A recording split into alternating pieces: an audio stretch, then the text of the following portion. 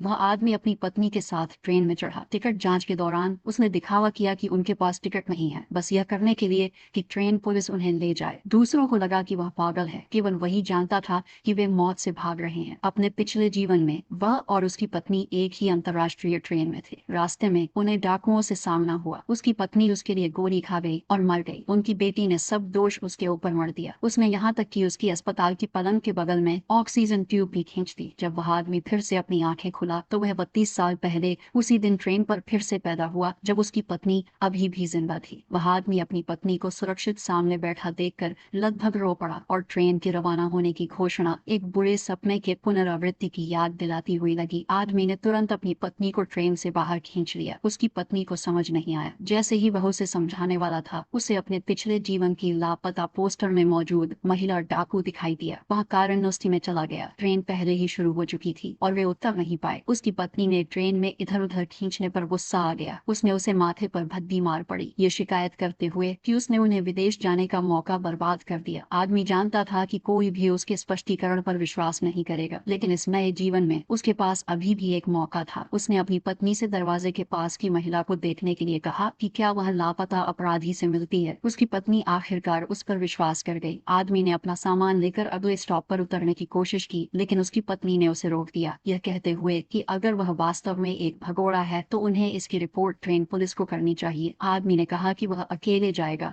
लेकिन खतरे ने तुरंत दस्तक दी। ट्रेन के सामने बैठा आदमी ने बंदूक निकाल ली और गोली चली, जिससे उसकी पत्नी तुरंत गिर गई। उसे शोक मनाने का भी समय नहीं था कि वह फिर से अपनी अस्पताल की पलंग के बगल में अपने बेटी के साथ ऑक्सीजन ट्यूब खींचते हुए वापस आ गया। पुनर्जन्म फिर से सक्रिय हो गया। वह फिर से ट्रेन पर था। इस बार उसने अपनी पत्नी को मनाने की कोशिश नहीं की। वह सीधे ट्रेन पुलिस को रिपोर्ट करने गया, यह कहते हुए कि एक बड़ा भगोड़ा बोर्ड पर था। अधिकारी ने उसे अपने सीट पर वापस जाने के लिए कहा, यह वादा करते हुए कि वह इसका ध्यान रखेगा। जिससे टिकट जांच हुई, जहां उसने टिकटहीन होने का दिखावा किया ताकि उसे ट्रेन पुलिस द्वारा ले जाया जा सके। दोनों को पुलिस की कंपार्टमेंट में लाया गया। अधिकारी स्थिति की रिपोर्ट करने के लिए फोन किया, लेकिन महिला डाकू को कुछ गड़बड़ महसूस हुई। उसने 2 हत्यारों को भेजा। एक महत्वपूर्ण पल पर आदमी ने अपनी पत्नी के सामने खड़े होकर खुद को कुचल दिया गया और बुरी तरह से घायल हो गया। अधिकारी ने पीछे हटकर उनके हथियारों को बेअसर कर दिया। जैसे ही स्थिति स्थिर हो गई, अगले ही पल महिला डाकू चली गई।